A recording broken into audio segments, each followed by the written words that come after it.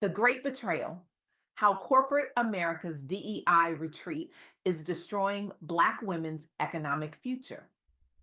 Thank you all for being here today. I'm truly honored to stand before you to share some remarkable insights I gained from interviewing Ashlee Marshall for the Pink Parachute Diaries podcast. Ashlee isn't just a researcher or advocate. She's a revolutionary force whose groundbreaking work has torn away the corporate veil to reveal the devastating economic consequences happening behind closed boardroom doors. Her fearless dedication to exposing workplace inequity has literally saved careers, transformed industries, and given voice to thousands who have been silenced.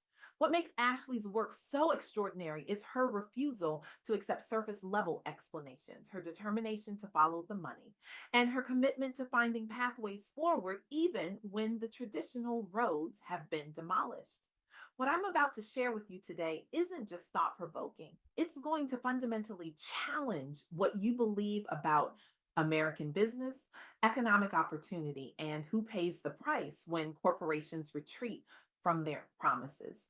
We've been told a story about diversity initiatives in America, a comfortable narrative that these programs are simply about representation, about fairness, about doing what's morally right. And while those elements matter deeply, Ashlee Marshall's research exposes a far more urgent truth.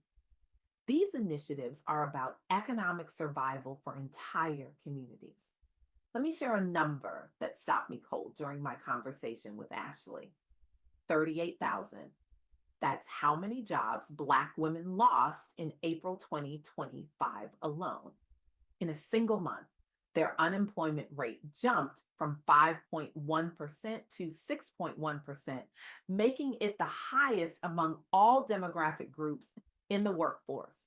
This isn't just a statistic. This is an economic massacre with a disproportionate effect on specific communities.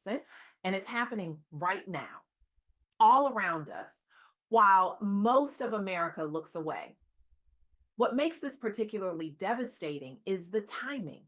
This employment crisis for Black women comes after several years of corporations scaling back the very diversity, equity, and inclusion initiatives that had previously created pathways to economic stability for Black professionals. What's being framed as a political issue in corporate communications is actually an economic catastrophe with real victims whose lives are being upended. During my interview with Ashlee Marshall, she shared three critical insights that I believe everyone in this room needs to understand about the current landscape for Black professionals. First, what she calls the DEI rollback reality. Major corporations like Meta, Target, Amazon, and Walmart have scaled back or completely dismantled their DEI initiatives over the past year, often hiding behind vague statements about focusing on core business or legal concerns. This corporate retreat hasn't happened in a vacuum. It has directly contributed to reduced representation of Black professionals in these workplaces. The promises made in 2020 have been broken, and the consequences are devastating. Second, the disproportionate impact. The data shows Black women are bearing the brunt of these changes, with unemployment rates rising significantly while other demographics haven't experienced similar setbacks. This suggests systemic issues beyond individual performance or qualifications. As Ashlee powerfully stated, when companies claim they're simply hiring the best candidate, we must ask why Black women suddenly became less qualified en masse at the exact moment DEI initiatives were abandoned. And third, the opportunity gap persists. Despite these challenges, there remain significant opportunities through professional networks, mentorship programs, and industry specific initiatives that are working to address talent shortages across sectors. The path forward may not look like what we expected, but it exists if we're willing to forge new trails. Let me tell you about what happened at Meta, formerly Facebook. This story from Ashlee Marshall's research reveals the human cost behind corporate policy shifts, Meta was among the major corporations that made significant DEI commitments following the 2020 racial justice movement. They pledged to increase representation of underrepresented groups and create more inclusive policies. And for a while, they made progress, modest gains in representation, particularly at entry and mid level positions. But by 2025, something changed.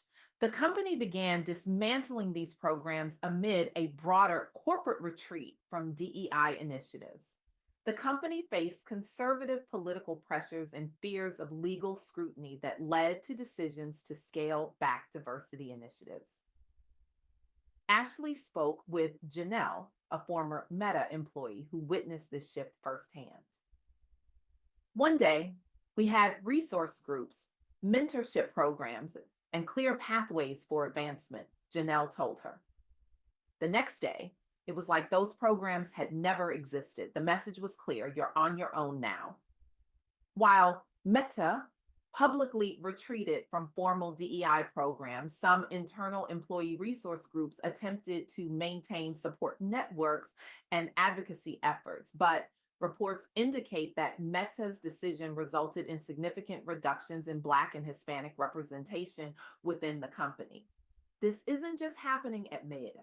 It's an industry-wide trend where Black professionals are disproportionately impacted by corporate restructuring decisions. The promises made in 2020 are being broken, and the economic consequences are falling disproportionately on Black women. Now, let's look more closely at what Ashlee Marshall calls the Black women's employment crisis of 2025.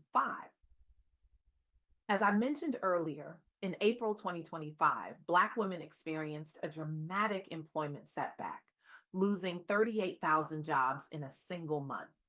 Their unemployment rate rose to 6.1%, making it the highest among all demographic groups in the workforce.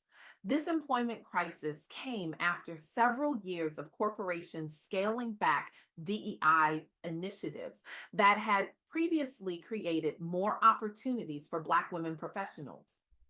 The crisis has highlighted the fragility of progress and the need for more sustainable approaches to workplace equity. Ashlee shared the story of Kendra, a marketing executive with 15 years of experience who suddenly found herself unemployed after her company restructured the department, eliminating the three most senior Black women while keeping white colleagues with less experience. I did everything right, Kendra told Ashlee. I got the degrees, built the network, exceeded every target, and still, when the cuts came, they came for us first. In response to this crisis, community organizations and professional networks have begun developing targeted support programs, including virtual networking events and skill development workshops. These initiatives are still in early stages, but aim to create alternative pathways to employment outside traditional corporate structures. Despite the setbacks, Black women's professional organizations have strengthened their advocacy and support networks in response. As Maya Angelou once said, you may encounter many defeats, but you must not be defeated. This resilience in the face of systemic challenges is something Ashlee Marshall emphasized repeatedly in our conversation. But here's where things get interesting. While one door closes, another may be opening. And this is where Ashlee Marshall's research takes an unexpected turn. The manufacturing sector currently has over 500,000 open jobs and is actively seeking solutions to its talent challenges. For over 7 years, manufacturers have identified finding qualified talent as their single biggest challenge, creating what industry leaders describe as the crisis right in front of us. The Manufacturing Institute's annual Workforce Summit brought together over 300 leaders to address hiring, training, and retention challenges. Programs like Catchy Ink Series Opportunity Knocks are creating pathways for young people, including those from underrepresented groups, to gain experience in the industry. Ashley spoke with Marcus, a manufacturing executive who's been actively recruiting Black professionals. We're desperate for talent, he told her. And we're finding that many of the professionals being pushed out of tech and finance bring exactly the skills and perspectives we need. The industry has begun developing unpaid internship programs that offer real world learning experiences and mentorship opportunities. These initiatives have the potential to transform perceptions of the manufacturing industry and create new career paths for Black professionals seeking alternatives to traditional corporate environments. So, we have this fascinating situation. On one hand, Black women are losing jobs at an alarming rate in traditional corporate settings. On the other hand, entire industries are desperate for talent. The question becomes, how do we bridge this gap? This is where Ashlee Marshall's insights become truly transformative. She suggests that we need to rethink our entire approach to workplace equity. For decades, we've relied on corporate America to lead the way on diversity and inclusion. We've celebrated when companies made commitments and we've been disappointed, but perhaps not surprised when those commitments wavered in the face of political pressure or economic uncertainty.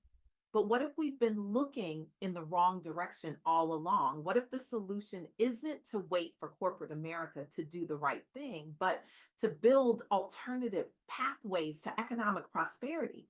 This isn't about giving up on the fight for equity in traditional corporate settings. That work remains vital, but it is about recognizing that there are multiple paths forward, and some of them may lead to places we haven't fully explored yet. The manufacturing industry's talent shortage is just one example. There are others. The key insight from Ashlee Marshall's research is that we need to be looking for these opportunities and building bridges to them, particularly for communities that have been disproportionately impacted by corporate retreats from DEI initiatives. This brings me to a quote from Audre Lorde that Ashlee Marshall shared during our interview. When I dare to be powerful, to use my strength in the service of my vision, then it becomes less and less important whether I'm afraid. This sentiment captures the spirit of what's needed now, a willingness to forge new paths, even when the way forward isn't entirely clear. So I challenge you today, will you continue to accept the corporate narrative that DEI is just a nice to have rather than an economic imperative? Will you stand by as an entire generation of Black women professionals are systematically pushed out of industries they helped build? Or will you join in creating new economic pathways and demanding accountability from institutions that promise change? The economic future of Black women isn't just a Black women's issue, it's America's issue. When we allow talent to be sidelined based on race and gender, we all lose. When we permit companies to break promises without consequences, we all suffer. When we accept narratives that mask economic violence as business decisions, we become complicit. I urge you to follow Ashlee Marshall's example. Question the narratives, follow the money, and most importantly, build new tables when the existing ones exclude you. Join professional organizations fighting for equity, mentor those coming behind you, and consider industries you might have overlooked that desperately need your talents. The most powerful response to exclusion isn't just demanding inclusion, it's creating new spaces where our talents are not merely tolerated, but actively sought after. It's recognizing that your worth isn't determined by corporations that abandon their commitments when politically convenient. The path forward requires courage, creativity, and community. It demands that we see clearly what's happening, name it truthfully, and respond strategically. The economic betrayal of Black women professionals isn't inevitable. It's a choice our society is making. And together we can make a different choice. Thank you.